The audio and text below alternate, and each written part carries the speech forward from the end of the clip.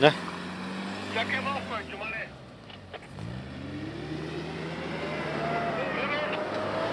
Чакай. Дава ти малко ми. Той там е мотор. Гледай се какво прави. Светло, май тук да не изпусне да не спре в тебе. Поне ще спре, бе. И сега тук съм скачал сатета на това, дето със Силвърстон. Да. Шантава работа.